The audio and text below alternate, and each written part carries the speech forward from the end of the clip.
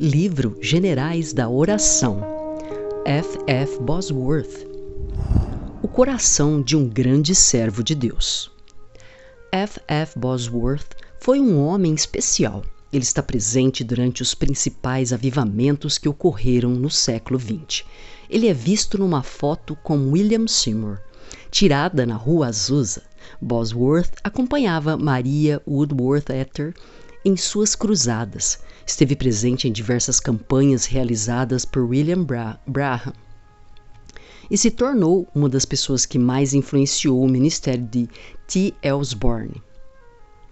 Bosworth escreveu um dos livros mais importantes na área da cura, chamado Cristo, Aquele que Cura, o qual serviu de base para o livro de Osborne, Curar Enfermos, Expulsar Demônios.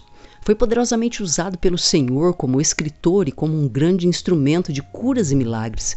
Ele expressa um exemplo extraordinário de coração de servo, como alguém tocado pelo fogo de Deus.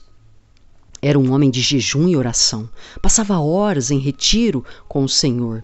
Ele se recolhia para a presença e não voltava às atividades diárias, enquanto não tivesse acesso às águas profundas da presença. A. W. Tozer comenta que o hábito de interromper nossas orações antes de termos realmente orado é algo tão comum quanto infeliz. Com frequência, os últimos 10 minutos podem significar mais para nós do que a primeira meia hora, porque temos que gastar um bom tempo até atingirmos a verdadeira condição para uma oração efetiva. Pode ser que tenhamos que lutar com os nossos pensamentos de forma a retirá-los das muitas distrações que resultam do fato de habitarmos num mundo todo em desordem. Elizabeth Elliot declara que a oração apodera-se do plano de Deus e se torna o elo entre a sua vontade e a sua realização na terra.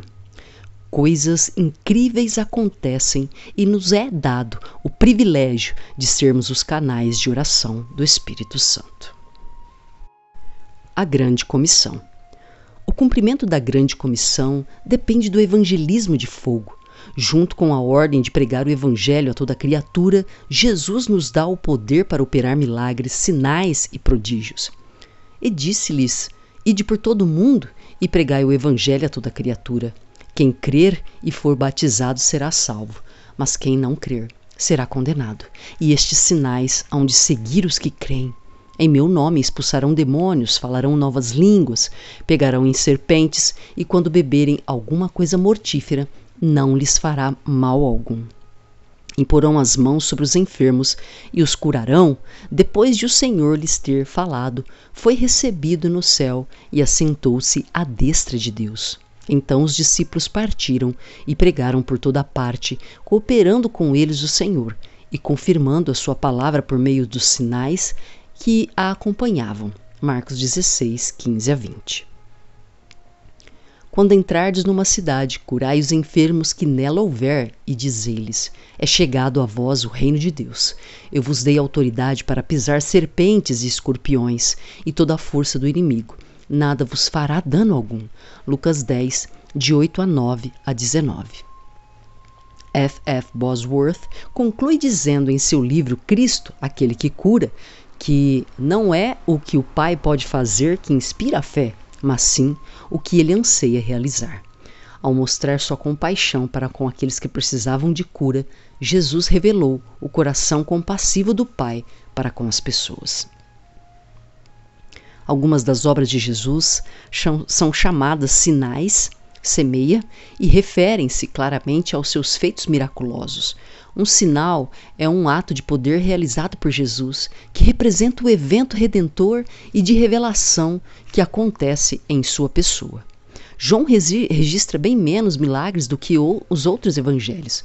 De fato, apenas 7. A transformação da água em vinho em Caná, a cura do filho do oficial do rei, a cura do tanque de Betesda, a multiplicação dos pães, o andar sobre as águas, a cura de um cego de nascença e a ressurreição de Lázaro. A maioria desses milagres são designados pela palavra semeiam. Podemos afirmar claramente que houve uma seleção deliberada de muitos milagres pelo fato de João asseverar que Jesus realizou muitos outros sinais. A importância teológica desses sinais é dada pelas próprias palavras de João.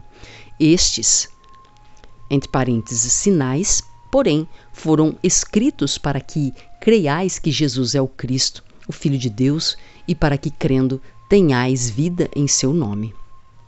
Os sinais testemunham da presença e do poder de Deus na pessoa de Jesus. Um homem levantado por Deus.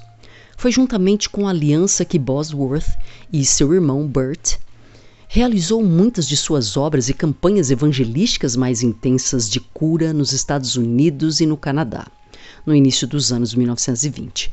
Ele viajou com a sua esposa, seu irmão e cunhada. Seu irmão atuou como ministro de música, muitas vezes a mulher de F.F. e B.B. e sua esposa cantavam juntos e eram chamados de Bosworth Trio. Eles pediam para tocar e cantar no rádio como um grupo musical durante uma campanha. A aliança publicou muitos panfletos e artigos de Bosworth durante este período.